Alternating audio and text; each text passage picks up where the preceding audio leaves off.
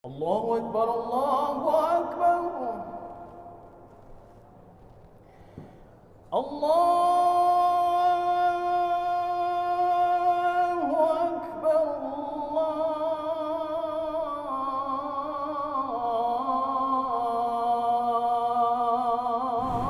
بسم الله الرحمن الرحيم. السلام عليكم ورحمة الله وبركاته. الحمد لله صلى الله على سيدنا محمد النبي الأمي وعلى آله وصحبه وسلم. Sidang jamaah subuh Masjid Baitur Rahman Banda Aceh yang dirahmati oleh Allah Subhanahu wa taala. Puji syukur kepada Allah, salawat beserta salam kepada baginda Rasulullah sallallahu alaihi wasallam. Alhamdulillah, taufik dari Allah taala, di depan kita sekarang ada Maulana Syekh Abdul Qadir Muhammad Tamam Ali Al-Ausi Al-Syafi'i Azhari. Sedikit saya mau menjelaskan tentang beliau. Beliau ini adalah salah satu ulama qiraat di Al-Azhar. Alhamdulillah sudah selama 30 tahun mengajarkan Al-Quran, dan banyak dari murid beliau ini yang dari Aceh. Beliau mengajarkan qiraat asyarah, baik sughra dan kubra, dan sudah tersebar keilmuan beliau di alamul islami. Alhamdulillah. Tanpa memperpanjang waktu, mungkin nufaddilu Maulana Syekh ala tafadhalu. Bismillahirrahmanirrahim. Alhamdulillahi rabbil alamin. Salatu wassalamu ala nabiyyina Muhammadin wa ala alihi wa ashabihi wa man tabi'ahum bi ihsan ila yaumiddin, amma ba'd. Tibtum wa taba mamshakum wa tabawwa'tum min al-jannati manzilan. Thumma amma ba'd, wa ashkuru لهذا المسجد الكبير ومجيئنا وترحيبنا بهذا المجلس المبارك. هذا المجلس لا يوجد في العالم مثله، والنبي صلى الله عليه وسلم قال: ما اجتمع قوم في بيت من بيوت الله يتلون كتاب الله ويتدارسون بينهم. إذن من هذه الجلسة؟ ما الذي نستفيد في هذه الجلسة المباركة؟ Saya bersyukur kepada Allah dan berterima kasih banyak kepada pengurus Masjid Baitur Rahman dan jemaah semuanya. Majlis ini adalah majlis yang paling mulia di muka bumi ini. Tidak ada yang semulia majlis ini. Kenapa? Karena di majlis ini dibacakan Al-Quran dan saling belajar Al-Quran. Nabi sallallahu alaihi wasallam akhbara fa'idatu hadha al-majlis. Qala: ma ijtama'a qawmun fi baitin min buyutillah yatluna kitab Allah. بشرط أن يكون هناك تلاوة القرآن، يتلون كتاب الله ويتدارسون بينهم. التدارس وهو الحلقة القرآن الكريم، الطالب يقرأ والشيخ يصححون مع بعض، يقرؤون مع بعض ويستمعون بعضهم لبعض لتلاوة القرآن. إذن يتلون كتاب الله ويتدارسون بينهم إلا نزلت عليهم السكينة. Jadi majelis ini akan mulia dengan dua syarat. Yang pertama adanya membaca Al-Quran, dan yang kedua adanya tadarus. Makna tadarus itu belajar dan mengajarkan Al-Quran, yaitu halaqatul Quran. Syarat dua kemuliaan majelis ini. Illa nazalat alaihim as-sakinah wa ghashiyatuhum ar-rahmah. Idzan as-sakinah kulluna, kull al-muslim yabhathu as-sakinah. As-sakinah la tujadu illa fi hadzal majlis. نزلت عليه وهو الطمأنينة وراحة القلب وراحة البال السكينة. السكينة الذي أنزل الله سبحانه وتعالى في يوم بدر وثبت الصحابة. إذا هذه السكينة ما زالت تنزل حتى الآن، تنزل في هذا المجلس إلا نزلت عليهم السكينة. Ada 4 faedah ketika kita duduk di dalam majelis yang seperti ini. Yang pertama itu Allah akan turunkan sakinah. Apa itu sakinah? Ketenangan jiwa kita. Ketenangan jiwa inilah yang Allah berikan kepada ahlul badar yang dulunya goncang, tapi Allah berikan ketenangan jiwa ini sehingga menguatkan ahlul badar. Sakinah. Wasal wa ghasyatul rahmah. Dan rahmah يبحثها لكل مسلم من الله سبحانه وتعالى. هذه الرحمة التي الإنسان يدخل في الجنة، والنبي صلى الله عليه وسلم يقول لا يدخل أحدكم الجنة بعمله. قالوا ولا أنت يا رسول الله؟ قال ولا أنا إلا أن يتغمدني الله برحمته. هذه الرحمة توجد في هذا المجلس.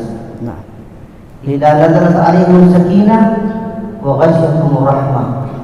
Yang kedua faedahnya adalah Allah turunkan rahmat, yang mana dengan rahmat Allah itu seseorang akan masuk surga bukan dengan amalnya. Ditanyakan kepada Rasulullah, ya Rasulullah, apakah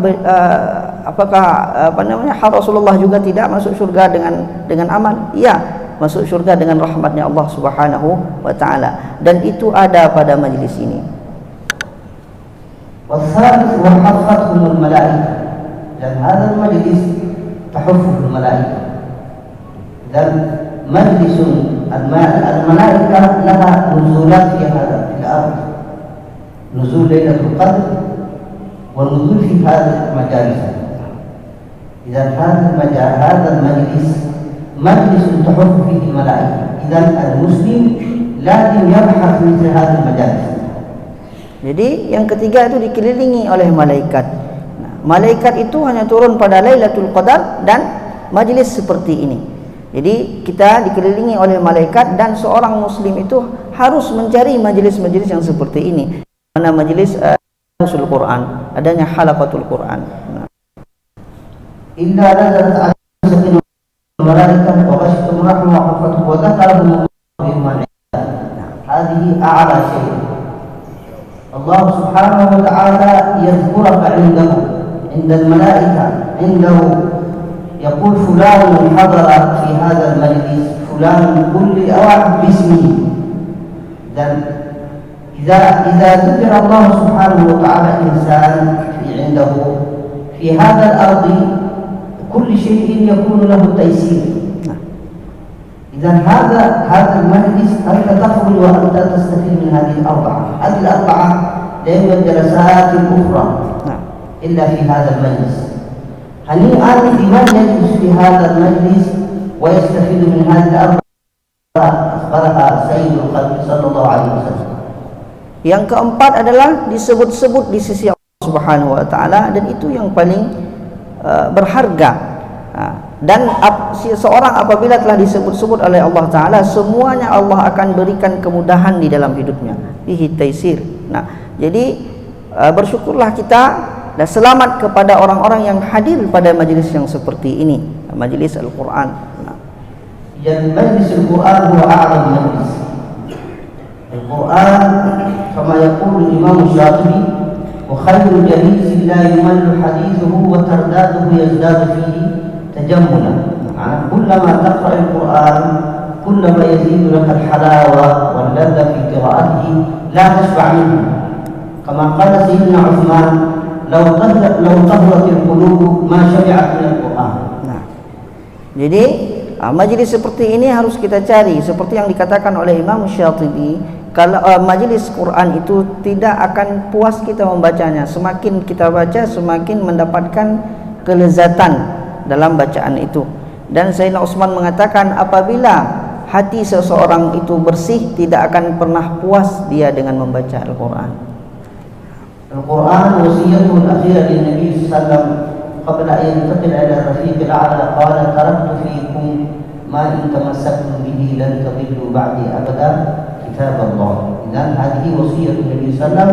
إذن المسلم أهم شيء عند المسلم القرآن. القرآن لأجل ذلك الأعداء يحرقون المصحف ولا يعرفون أن المسلمين في قلوبهم المصحف، في قلوبهم المصحف، يحرقونه أمام العالم المصحف. لماذا أعداء هذا الكتاب؟ هذا الكتاب كل الأعداء لا يحبون هذا الكتاب الإنسان، ولكن المسلم عند في صدره المصحف الكريم كاملا. هذا لا يوجد إلا هذه الأمة. أمة الإسلامية ربنا سبحانه وتعالى حفظها بهذا السند. حافظ لكتاب الله من أول سورة البقرة إلى آخر الناس.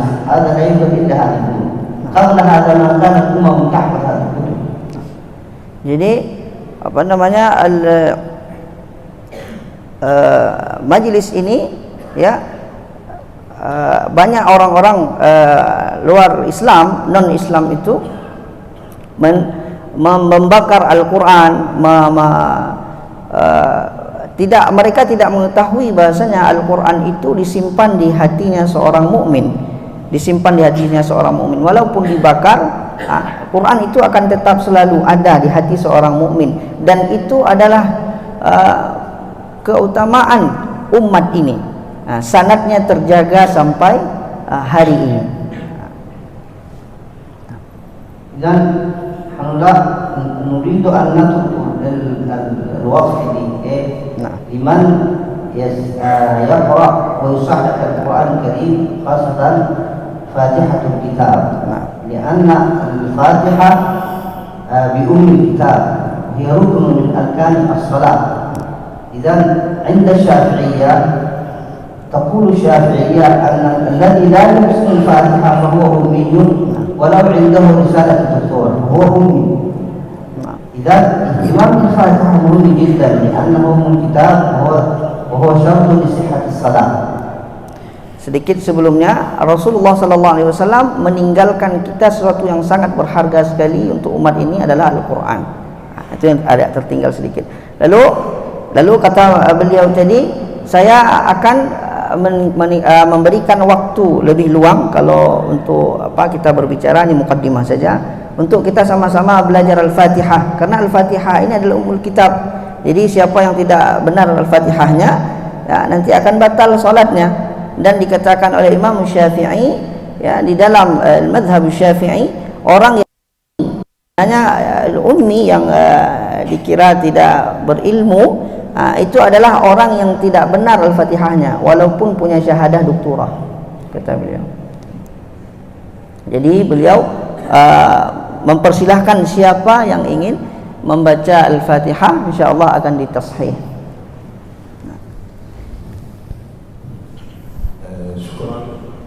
قبل التلاوة ترجو أن تقرأ، ونحن نتبع قراءتك من آية وآية سورة الفاتحة. ومن قبل هذا عندي سؤال. لماذا سورة الفاتحة هناك فرق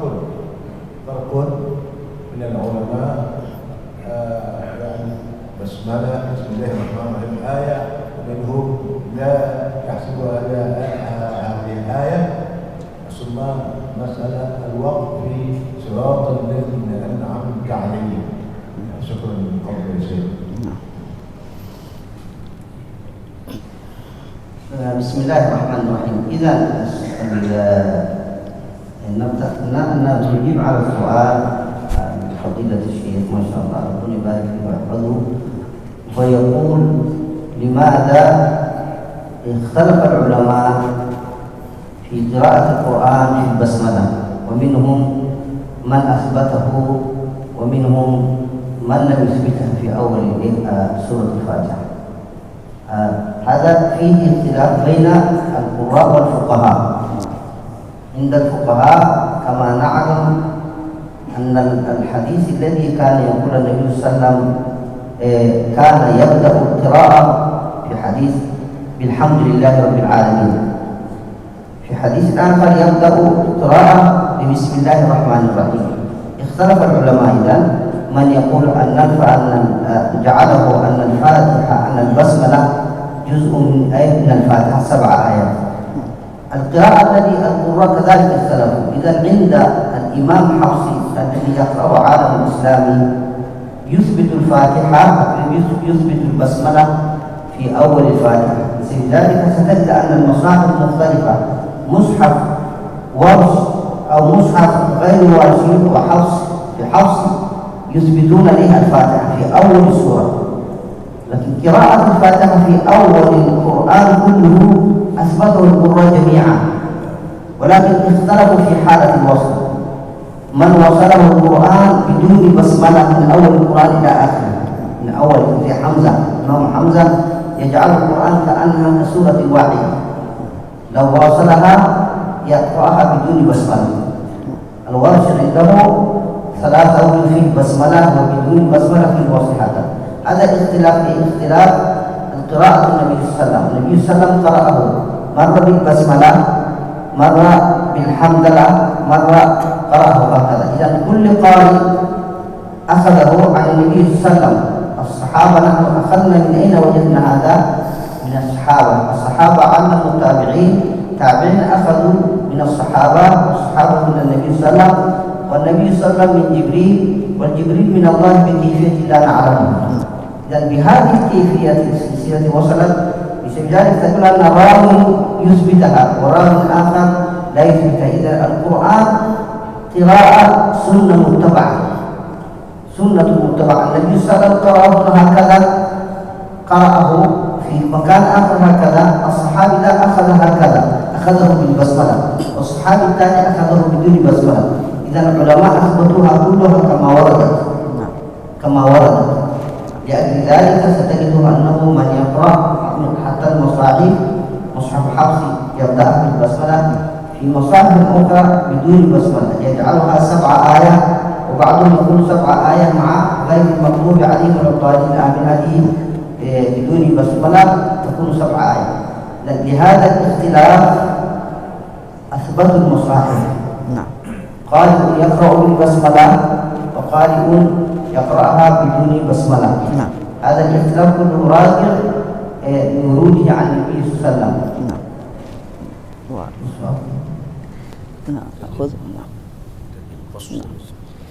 Jadi pertanyaan beliau tadi, pertanyaan Abi, kenapa basmalah itu berbeda pendapat? Jadi beliau Syekh Abdul Qadir menjawab, kita bedakan antara qurra dulu dengan fuqaha. Nah, ini bermuara kepada hadis Nabi sallallahu alaihi wasallam. Ada hadis Nabi yang mengatakan bacalah dengan alhamdulillahirabbil alamin. Ada hadis yang mengatakan baca dengan bismillahirrahmanirrahim. Itu poin yang pertama. Yang kedua, ketika pada alamul islami sekarang ini tersebar qiraat Imam Asim. Jadi Imam Asim itu membaca basmalah itu tetap meriwayatkan ayat yang pertama. Jadi khilafnya itu pada basmalah, tapi 7 ayatnya tetap. Nah, itu intinya. Khilafnya tetap pada basmalah, 7 ayatnya tetap. Nah, jadi setiap periwayatan itu tergantung kepada rawinya. Kenapa seperti itu? Karena Nabi sallallahu alaihi wasallam mempraktekkan bacaan. Sekali beliau membaca alhamdulillahirabbil alamin, sekali beliau membaca bismillahirrahmanirrahim. Setiap rawi meriwayatkan apa yang beliau dengar dari Nabi sallallahu alaihi wasallam, dari sahabat dan seterusnya, sampailah turun kepada kita sekarang dengan perbedaan itu. Perbedaan itu semuanya pulang kepada Nabi dan bukan satu permasalahan. Itu intinya.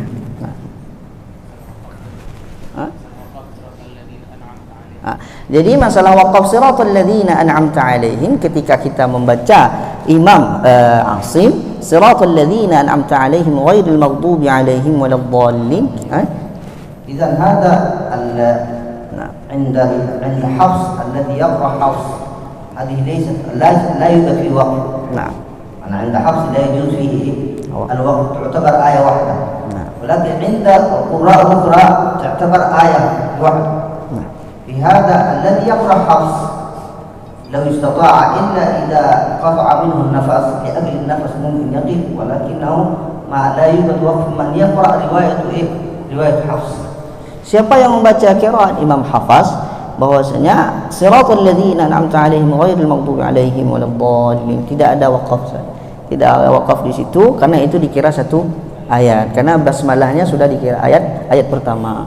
Nah, jadi kalaupun tidak sanggup nafas berhenti, tapi tidak ada waqaf di situ aslinya kecuali qiraat yang lain. Tamam. Mungkin nabda. Sekarang kita baca ya. Hadratak taqra wa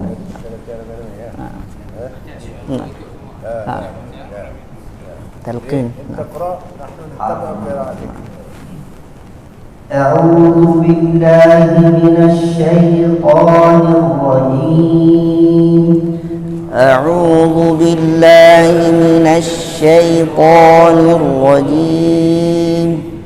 إذا نحن عندنا في الأولى همزة لأن نحن عندنا حركات ثلاثة: الفتحة والضمة والكسرة. كيف نقرأ الفتحة؟ كيف كان العرب يقرؤون الفتحة في زمن النبي صلى الله عليه وسلم؟ كيف كان العرب كانوا ينطقون الفتحة والضمة والكسرة في زمن النبوة؟ إذا هناك العرب في هذا الاعتبار نحن نتبع العرب الذي كان في زمن النبوة مش الآن اختلفت. إذا كيف كان يقرؤون الفتحة؟ فتحة كما يقول الإمام الطيبي: وكل مضموم فلن يتم إلا بضم الشفتين ضمة. إذا الفتحة والضمة، الضمة لا تكون تامة إلا بانضمام الشفتين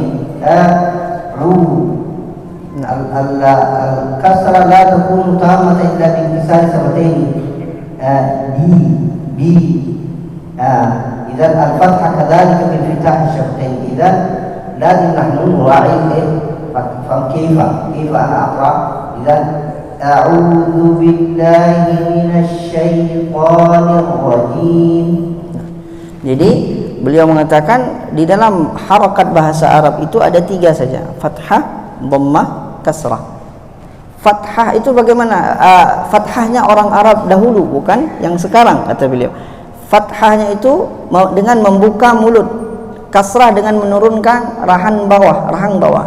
Dhammah dengan memoncongkan mulut.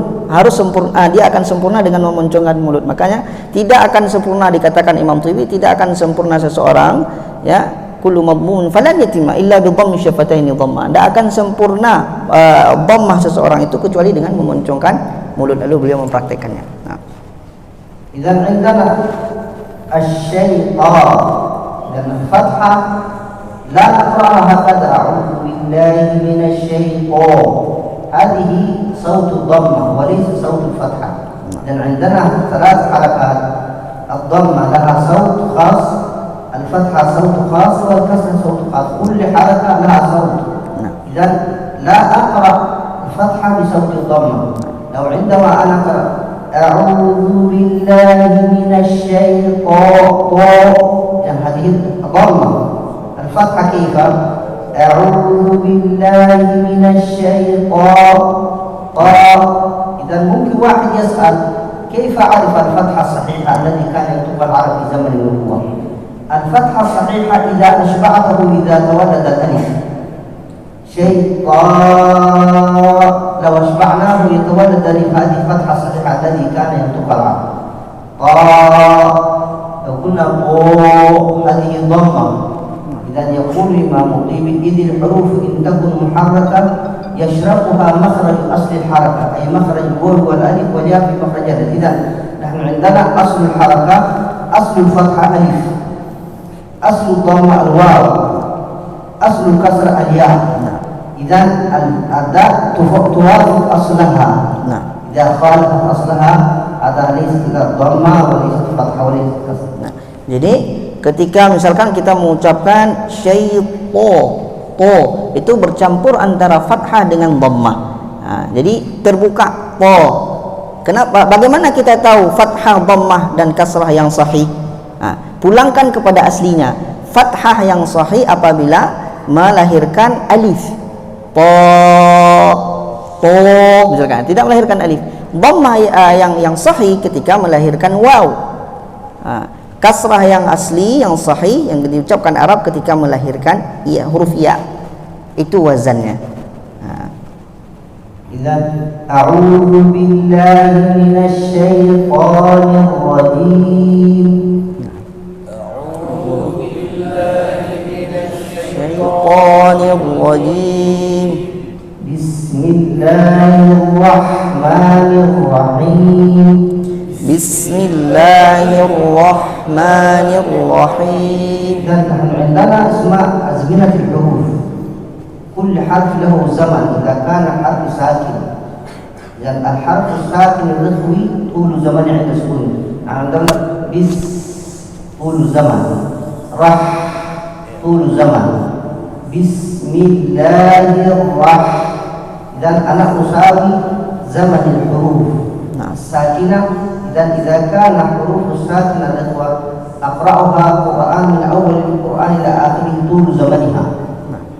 الحروف الساكنة الشديدة أقرأها قصر زمنها من أول القرآن إلى آخره. الحروف البينية أقرأها توسط زمن عند السكون. إذا نحن في القرآن كل حاجة متساوية. يقول الإمام الجزري: واللفظ في نظيره كمثله. لو قرأت الرح طول الزمان، بس طول الزمان لازم تساويها ميزان. هذا الميزان الذي تكلم فيه العلماء. قال إمام الخاقاني: زن الحرف لا تخرجه عن حد وزنه، فوزن حروف الذكر من أفضل البر.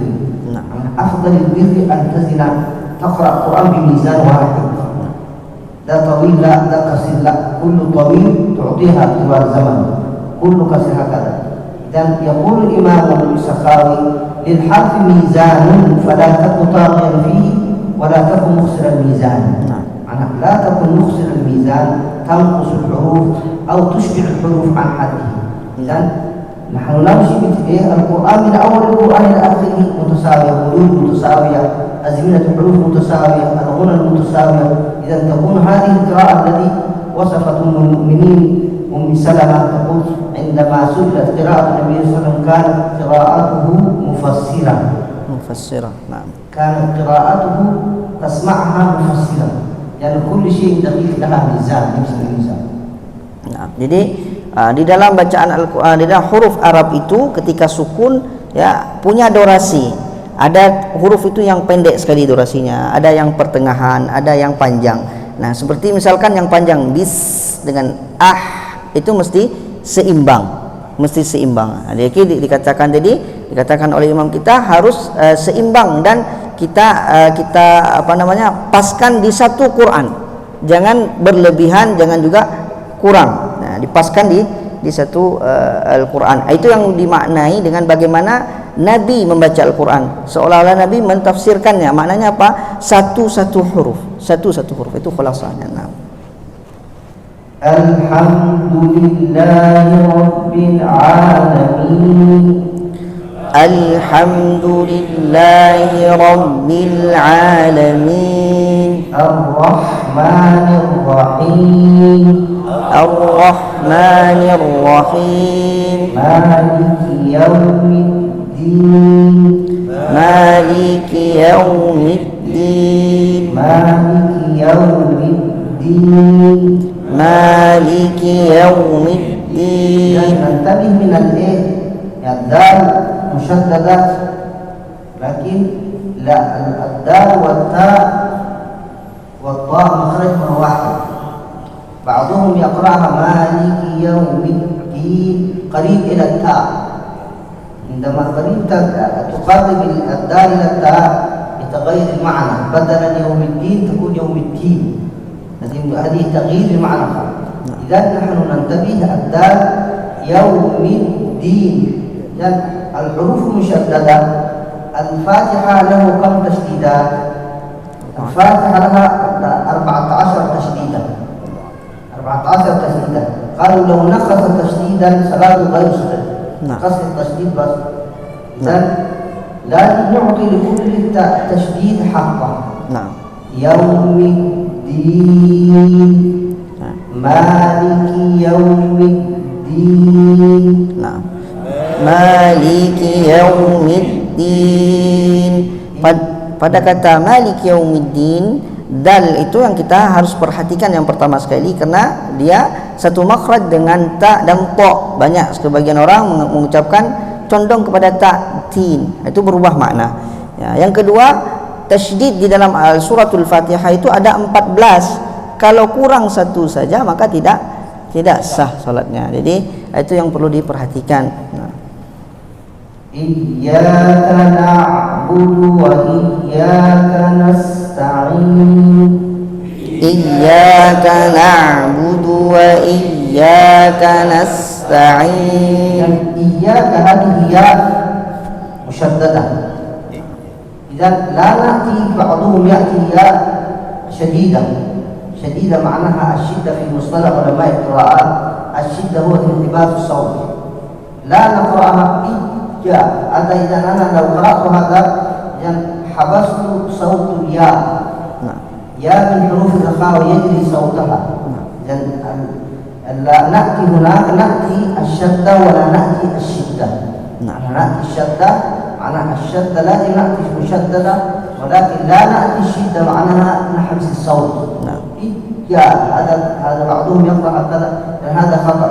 وبعضهم يقرأ الخفيفة بدون تشديد. إياك نعبد معناه إياك. هذا علماء إياك هذه يسمونها نور الشمس. نور الشمس إياك. فواحد قرأ هكذا إذن الصلاة باطلة وبعدين يقع في خطأ كبير. أنا أعبد نور الشمس هذا خطأ. إذن نحن ننتبه في الفاتحة في هذه الأمور. إذن شدة نعطيها في كل حرف في المشدد إذا ولا نخففها. لو خففنا تغيرت المعنى كذلك. Nah, pada kata iyyaka na'budu itu hati-hati. Yang pertama sekali, jangan kita berikan syiddah. Syiddah itu tertahan suara, sedangkan huruf iya itu mengalir suara. Bukan tapi kita berikan syaddah, bertasydid. Bukan ditahan suara. Ada sebagian orang juga membacanya tanpa bertasydid. Iya. Ini bahaya artinya. Kenapa? Ini artinya apa? Nurus syams, maknanya cahaya matahari. Itu bahaya sekali. Seolah-olah kita mengucapkan saya menyembah matahari. Hilang tasydid. Masya Allah. Na'ti bi'ainka iyyaka العين في بعضهم يقرأ إياك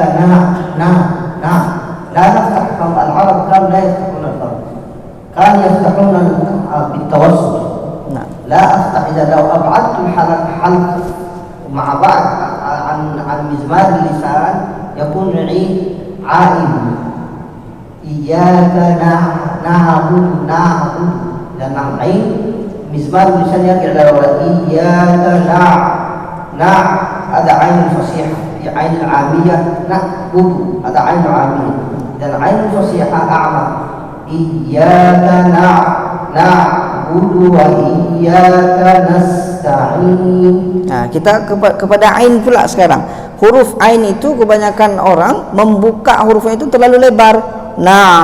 Sedangkan Arab membukanya itu tawassut, pertengahan. Dan ainul fasihah, ain yang fasih itu lebih masuk ke dalam. Dan pembuka mulutnya itu tawassut. Itu intinya. Ihdinas siratal mustaqim. Ihdinas siratal mustaqim. Dan al-khata' fi sirat huwa dhammu syafatain kadhalik. La a'lam ihdinas sirat الشفة السفلى إلى الأعلى هذا خطأ. إذا لا علاقة له بشفة الصاد تخرج من طرف اللسان ما بين الثنايا السفلى والعليا. اهدنا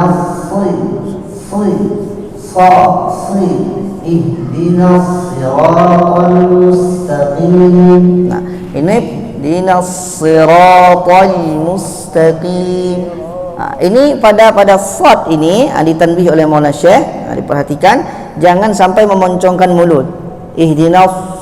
Kenapa? Karena dia bukan makhrajnya pada pemoncongan mulut tersebut. Makhrajnya di ujung lidah dengan antara dua gigi atas dan bawah. Ihdinas, tidak memoncongkan mulut.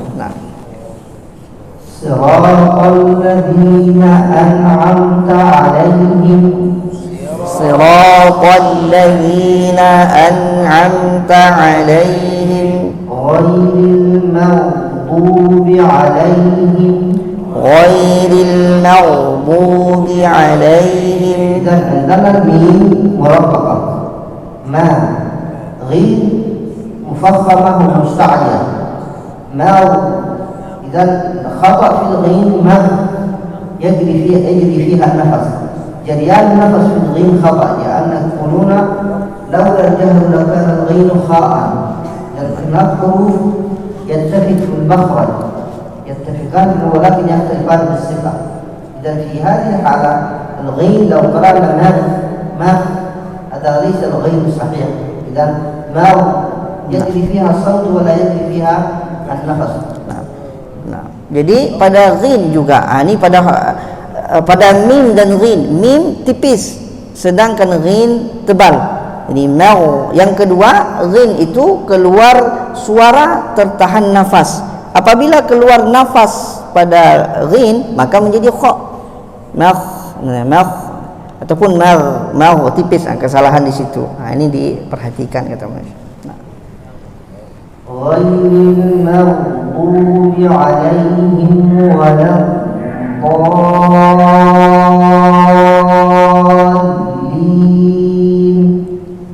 Ghairil maghdubi alaihim waladdallin.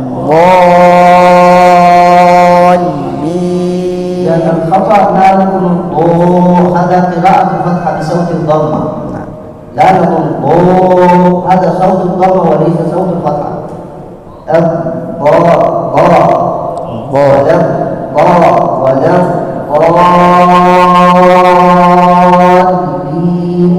Nah, jadi yang perlu kita jaga jangan sampai salah. Kesalahannya apa? Mengucapkan dot itu dengan suara dhammah, bo, tapi bo, walau bo dibuka, bukan dicampurkan dengan dhammah. Nah, إذا ربنا سبحانه وتعالى خلق كل حرف في مكان في فمنا. nah. ربنا سبحانه هو الذي جعل، وليس نحن الذي ننشأ، وإنما جعل لكل حرف مخرجه في فمنا لكي نقرأ القرآن قراءة صحيحة. nah. إذا قراءة القرآن قراءة صحيحة هذا واجب، nah. فرض عين. nah. يقول الإمام الجزري لأنه به الإله أنزل وهكذا منه إلينا وصل. نعم. القرآن وصل إلينا من الله بالتجويد. nah. إذا مخرج كل حرف لازم نعطي مكان. nah. لو غيرنا المخرج تغيرت المعنى. nah. Jadi qiraah bacaan Al-Qur'an ini, huruf Arab ini, huruf ini Allah yang menciptakannya dan menjadikannya setiap huruf itu makhraj, bukan kita yang buat. Dan kedua, bacaan Al-Quran yang sahih itu, yang benar itu wajib ain untuk kita, membacanya itu wajib ain. Kenapa? Karena li'annahu bihi ilahu anzala, karena Allah turunkan dengan seperti itu, maka amanahnya harus kita baca dengan seperti itu. يا شيخ كيف الفرق بين الاستفال والاستعلاء في النطق؟ استعلاء هو إيه؟ الاستعلاء هو اتجاه ضغط الحرف عند نطقه إلى الحلق. عند العرب عندنا 7 أحرف، 7 خص ضغط و7 علو خص ضغط. هذه 7 كله يتجه الصوت إلى الأعلى، صا طا خا ضا غا غا، كل هذه الحروف ال7 يتجه صوت. باقي الحروف كله يتجه صوت إلى الأسفل. حا شا سا ما نا تا، كل هذه الحروف يتجه الصوت إلى تحت. إذا الاستعلاء هناك لو اتجه الصوت يقول لو اتجه الصوت إلى الحلق إلى على ما الذي يترتب على ذلك؟ يترتب على ذلك أن يكون الحلق مفخما. إذا التفخيم هو نتيجة الاستعلاء. إذا كانت الاستعلاء صح تكون نتيجة معناها التفخيم يكون صح. إذا هذه الحروف كله نقرأها صوت يتجه، لأن الصوت لو اتجه إلى الفوق ولو حرف مستفل يكون فخم. لو مثلا ما يتجه صوت إلى تحت ما، لو واحد قال ما حرف أصبح مفخم. لو تا لو قلت طا تجي صوت إلى الأعلى. إذا حروف العربية حكمة الله سبحانه وتعالى جعل في هذا أن حروف لو حرف وجهته إلى الصوت الأعلى يتغير يفخم. نعم. لو وجهت صوت إلى تحت يرقق. نعم. لأجل ذلك عندما نقول لو تغيرت صفة الاستعلاء تغير المعنى. إذا لو واحد قرأ يوم التلاق تلاق ده يوم القيامة، ولكن لو قرأها يوم الطلاق تغيرت المعنى. بدل الصوت يتجه إلى أعلى يتجه إلى تحت. نعم. تمام. لذلك ابن جن عنده في كتابنا خصائص ابن جن، هذا الكتاب يتكلم في معرفة الحروف. كيف ربنا سبحانه استخدم حتى في القرآن عندما يتكلم في العذاب يستخدم الحروف الشديدة. نعم. عندما يتكلم في الرحمة يستخدم الحروف الخفيفة ليست ينحبس فيها صوت شدة. وهكذا معناه يتكلم أن كل حرف في الحروف العربية له خاصية، لا وجود أن تغيرها لا يتغير المعنى. Jadi ditanyakan tadi oleh Abi bagaimana perbedaan antara isti'la dan istifal. Isti'la itu kata Syekh mengarahkan tekanan suara ke rahang atas. Istifal itu mengarahkan tekanan suara ke rahang bawah. Huruf isti'la itu hanya 7 saja. Khussa, dhaghtin, qidh. Hanya 7 saja. Nah, ketika diarahkan ke atas maka hasilnya huruf itu akan tebal. Ketika diarahkan ke bawah hasilnya akan tipis. Misalkan ketika kita mengucapkan yaumut talaq dengan yaumut talaq berbeda. Itu pengarahan tekanan suara itu sangat mempengaruhi pada huruf. Bahkan ini khulasah yang saya katakan, bahkan Ibnul Jin ada seorang ulama menjelaskan tentang huruf-huruf Arab ini. Huruf-huruf Arab ini misalkan kalau huruf itu ayat menjelaskan tentang azab, Allah memakai huruf-huruf yang tebal, yang syiddah macam segala. Tapi ketika Allah menjelaskan tentang rahmah itu memakai huruf-huruf yang khafif, yang ringan di dalam Al-Quran. Sampai segitunya dakik dalam di dalam menjelaskan Al-Quran. هناك حدث مناظرة بين الإمام أبي حنيفة والمعتزلة. المعتزلة يقولون أن الإنسان هو الذي يخلق فعله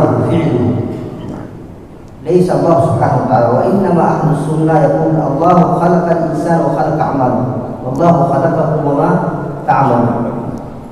حدث مناظرة، جاء الإمام أبي حنيفة والمعتزلة في مناظرة كل واحد يثبت أدلته، وقال له المعتزلي ابدأ يا إمام. الإمام أبي حنيفة وعنده علم وعنده كان ذكاء. في واحد عنده علم ممكن لا يعرف كيف يوصل العلم للآخرين. الإمام أبي حنيفة كان ذكيا جدا ما شاء الله. وقال له ابدأ يا معتزلي، قال أنت ابدأ يا إمام. قال له إمام أبي حنيفة قال يا معتزلي أين مخرج الباء؟ أين تخرج الباء؟ المعتزلي ظن هذا سؤال سهل، ومخرج الباء من بين الشفتين هذا سهل جدا، ولا يعرف أن هذا شبكة عمله الإمام أبي حنيفة. إذا قال أخرجها من أقصى الحلق، أخرجها من أقصى الحلق، معناها الباء تخرج أب باء من بين شفتين، أخرجها من أقصى الحلق من هنا. كيف هذا؟ ربنا خلق مخرج الباء من بين الشفتين، أنت غيرها، أنت قلت الإنسان يخلق أفعاله. فقلت. Jadi ada cerita tentang Imam Abi Hanifah ketika membatalkan pendapat Mu'tazilah. Jadi pendapat Mu'tazilah ini mengatakan bahwasanya orang-orang kita ini manusia, al-insan menciptakan amalnya sendiri. Nah, jadi dikatakan oleh Imam Abu Hanifah, okey. Nah, Imam Abu Hanifah ini cerdas dan alim. Ada orang itu alim saja dan bisa menjelaskan ke orang lain. Tapi ini Imam Abu Hanifah dapat dua, cerdas dan alim. Duduk, kata Imam Abu Hanifah, okey. Sekarang coba makhraj ba di mana? Kata orang ini, mudah sekali makhraj ba keluar dari dua bibir. Okey, sebab sekarang keluarkan di pangkal tenggorokan. Makhraj ba. Enggak bisa diam dia. Kenapa? Karena makhraj ba sudah Allah ciptakan di bibir. Jadi seluruh perbuatan kita berarti sudah Allah ciptakan, bukan kita yang ciptakan sendiri. Batal argumen mereka. Nah, itu dibatalkan dari makharijul huruf oleh Imam Abu Hanifah. Ceritanya. Dan nastafid min hadha an Allah subhanahu wa ta'ala khalaqa li kulli harfin makhrajahu fi amakin muayyan. لا نستطيع أن نغيره، لو غيرناه تغيرت المعنى. لأجل هذا فرض علم التجويد فرض يتعلم الإنسان القراءة قراءة صحيحة. هي القرآن هو الوحيد. لو واحد فصيحا في اللغة العربية، ولو كان فصيحا في اللغة العربية لا يستطيع أن يقرأ القرآن، لازم بالتلقي. وإنك لتلقى القرآن من لدن حكيم. نحن مسلمون أخذنا أمر بالصلاة. مثلا النبي صلى الله عليه وسلم يقول صلوا كما رأيتموني أصلي، وقال خذوا عني مناسككم. على أمر هذا، خذوا أمري صلوا أمري، أخذناه. ولكن في القرآن قال اقرأوا كما علمتم. اقرأوا هذا أمر. إذا الأمر إذا لم يمنح هناك قرينة الأمر للوجوب. إذا الأمر للوجوب. إذا نحن أخذنا الواجب صلاة، أخذنا الحج، وتركنا القرآن. ونفس الأمر اقرأوا كما علمتم. لا أقرأ بما تزين، لا، لازم كما تعلمنا عن النبي صلى الله عليه وسلم، كما أخذنا عن النبي صلى الله عليه وسلم لازم نقرأ. Jadi dikatakan oleh Maulana Syekh, apa dari cerita Abu Hanifah ini kita mengambil faedah bahwasanya memang seperti itu sudah diturunkan Al-Qur'an. Al-Qur'an diturunkan seperti itu, dan ada juga perintah Rasulullah sallallahu alaihi wasallam itu khudhu anni manasikakum. Jadi itu perintah tentang haji, contohkan Rasulullah, tentang salat contohkan Rasulullah. Tapi ada juga perintah mengatakan iqra'u kama 'allimtum, bacalah Al-Qur'an seperti bagaimana kalian diajarkan. Berarti ini tiga-tiganya ini perintah dan tidak ada qarinah ataupun kaitan ataupun ada hal lain yang mengatakan ini sunnah, ini enggak. Ketika tidak ada qarinah maka al-aslinya pulang kepada wajib. Nah, disitulah dikatakan oleh ulama membaca qiraah seperti bagaimana turunnya Rasulullah itu adalah kewajiban untuk kita. Coba ada satu orang misalkan yang mau baca. Billahi minasyaitonir rajim. Bismillahirrahmanirrahim. Alhamdulillahi rabbil alamin. Ar-Rahmanir Rahim.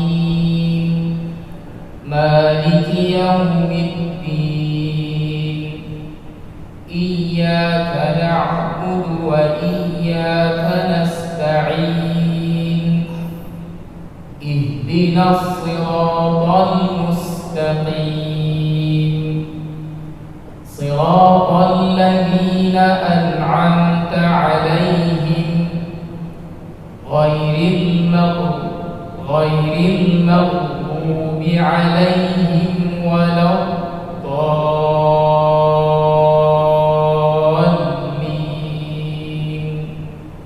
فتح الله عليك. قراءة صحيحة ما شاء الله. فيه الضاد لا نأتي اللسان على طول إلى مخرج الدال. ولا الضاد. إذا لو عملنا هذا إذا تسمعها الدال المفخمة وليس الضاد المفخمة. إذا الضاد أين مخرجها؟ والضاد من حافته لولي الأبراس من أيسر. وذا ضاد. لو أتينا اللسان مباشرة إلى مخرج الدال لو قلنا ولو ضاد، يعني تكون هذا تسمعها دالا مفخما وليس ضادا. إذا وذا ضاد. Jadi beliau mengatakan Masya Allah qiraah sahihah, namun sedikit ada yang perlu dirapikan pada pengucapan dhad. Pada pengucapan dhad tidak langsung datang kepada ujung lidah, itu terdengarnya seperti dal yang ditebalkan. Nah, jadi langsung makhraj dhad itu di pada pinggiran lisan kita. Walau dha. Tidak datang langsung walau dha. Itu terdengar seperti dal yang tafkhim. Secara umum Masya Allah, qiraah sahih. Nah. صراط الذين أنعمت عليهم غير المغضوب عليهم ولا الضالين. فتح الله عليكم ورحمة الله وبركاته. ما شاء الله. صحيح. ممتاز. Nah. Alhamdulillah.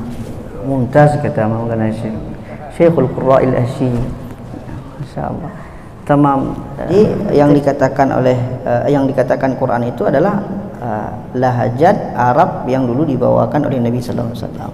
Nah, apakah lahajat sekarang ini, lahajat atau dialek sekarang ini boleh ataupun sahih? Di sinilah pentingnya belajar kata Maulana Syekh. Pentingnya belajar. Tahapan demi tahapan itu tidak masalah, tapi belajarnya jangan kita tinggal. Kenapa? Karena Al-Quran itu turun begitu. Jadi seperti bagaimana Nabi baca, seperti itu yang kita baca. Ada Arab sekarang itu misalkan mengucapkan ko dengan ga, mengucapkan kof dengan a, itu tidak bisa dipakai. Tidak bisa dipakai, harus dengan bagaimana bacaan Nabi Sallallahu Alaihi Wasallam. Namun ya tetap dengan bertahap. Jadi intinya tetap harus bertalaqi dan belajar. Wa fina jami'an. Lebih kurang kami mohon maaf. Kita tutup dengan doa kafaratul majlis. Subhanakallahumma bihamdika asyhadu an la ilaha illa anta astaghfiruka wa atubu ilaik. Sekian, assalamualaikum warahmatullahi wabarakatuh. والاستقامة على الشريعة الغراء والطريقة البيضاء برحمتك يا أرحم الراحمين. رب اغفر لنا ذنوبنا ولوالدينا وارحمهما كما ربيانا صغيرا. رب اغفر لنا ذنوبنا ولوالدينا وارحمهما كما ربيانا صغيرا. رب اغفر لنا ذنوبنا ولوالدينا وارحمهما كما ربيانا صغيرا. رب اغفر لشيخنا ولمشايخنا ولأساتذتنا. واغفر لنا جميع أوليائك المقربين من علمائك العاملين المخلصين وعبادك الصالحين. واغفر لنا ولأزواجنا ولأولادنا ولبناتنا ولإخواننا ولطلابنا ولطالباتنا. واغفر لنا ولجميع المسلمين والمسلمات والمؤمنين والمؤمنات الأحياء منهم والأموات. يا أول الأولين ويا آخر الآخرين ويا ذا القوة المتين ويا راحم الفقراء والضعفاء والمساكين.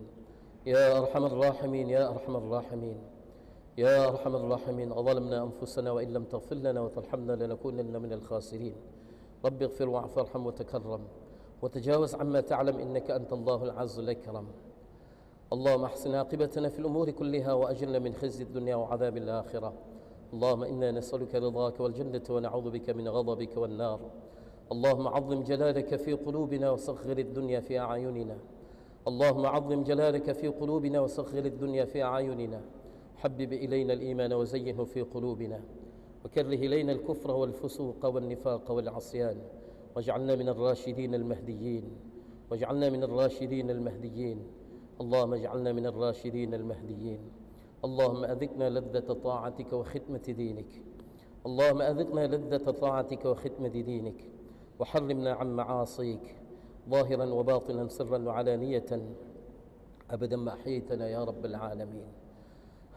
اللهم امن علينا متابعة النبي الكريم حبيبك المصطفى سيدنا محمد صلى الله عليه وسلم أولا وآخرا ظاهرا وباطنا يا رب العالمين.